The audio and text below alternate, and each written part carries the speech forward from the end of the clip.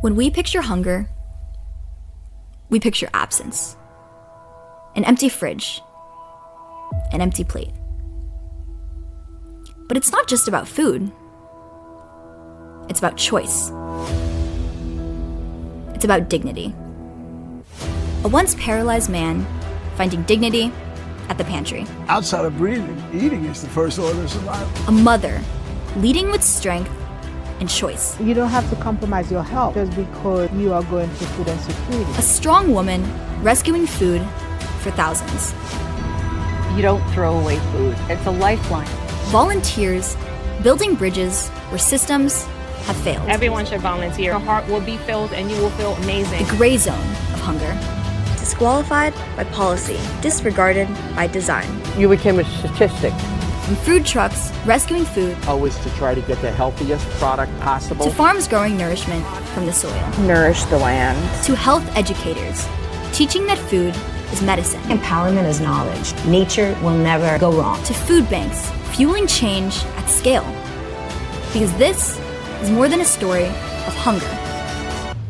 It's a movement. When I started a year ago, I said it's magical, like Willy Wonka's factory. It's about lifting others and giving them a choice so that we can give them power. Everybody has to come together and say, let's just work for the wellness of children.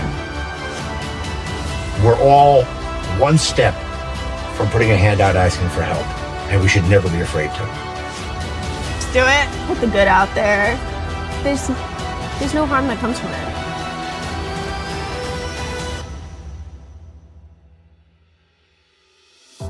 And together,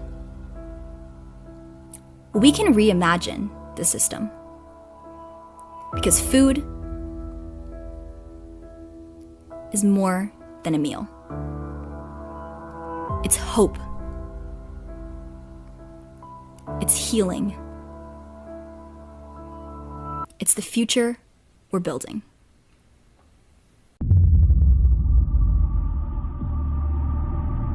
There is a crisis growing in the bodies of millions of Americans, and we've mistaken it for normal. Let's stop pretending we don't know. Kids are getting sick, not just with colds, but with hypertension, with liver disease, with diabetes. We know in the profession that children are definitely getting diseases earlier in their lives. But now we're seeing type 2 in much younger children because of the weight issue. We see insulin resistance, or we're starting to see heart disease. We're even seeing hypertension based on the sodium that the children are intaking. Sugar is a huge issue because sugar is in everything. You know, I try to really eat good because it's a funny thing about life. The longer you live, the longer you want to live. My kids grew up with these, healthy options. In fact, my kids, whenever they saw soda in the house, they're like, Mom, we're having a party?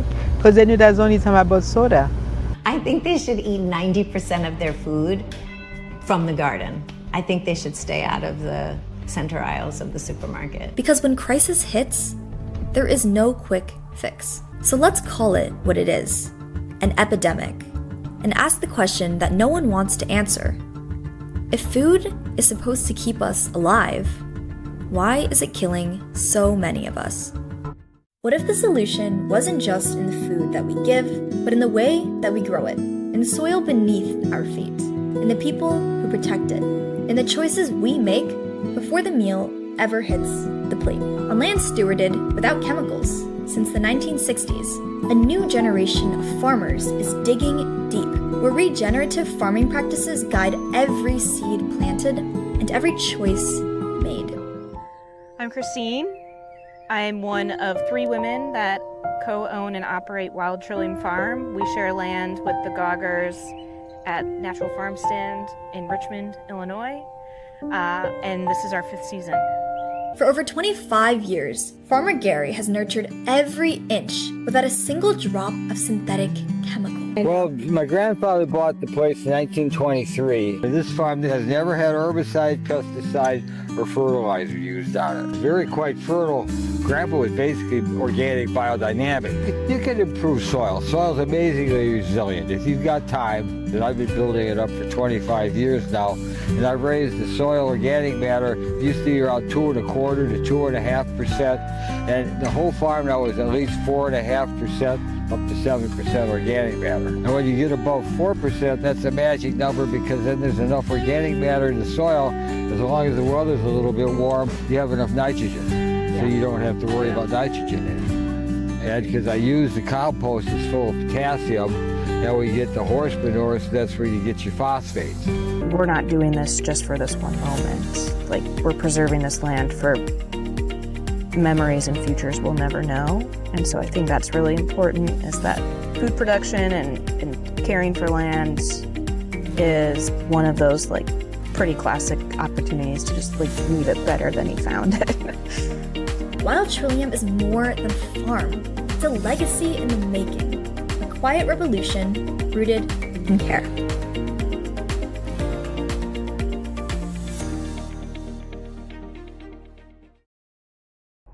When we think about fixing hunger, we often focus on quantity.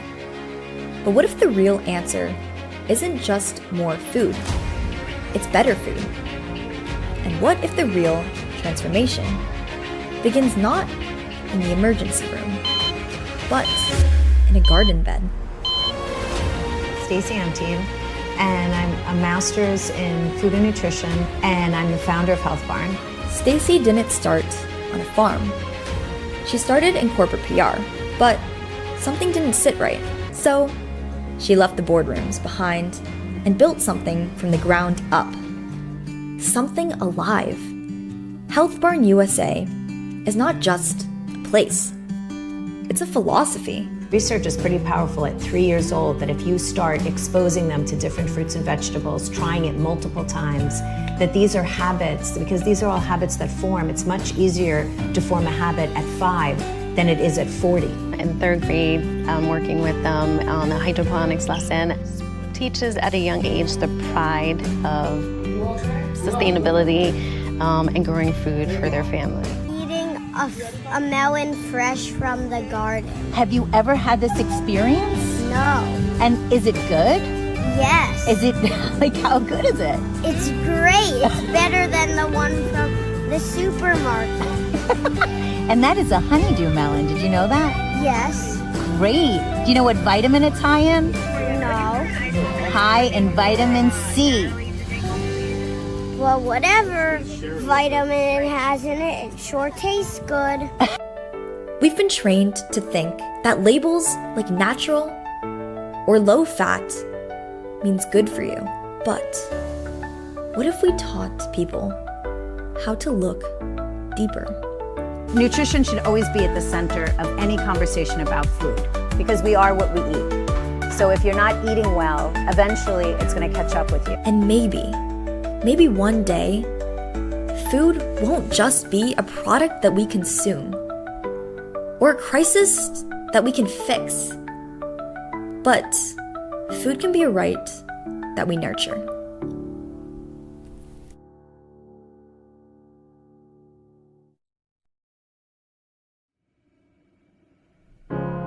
You're broken down and tired of living life on the merry-go-round, and you can't find a fighter, but I see it in you, so we gon' walk it out. Move mountains, we gon' walk it out and move.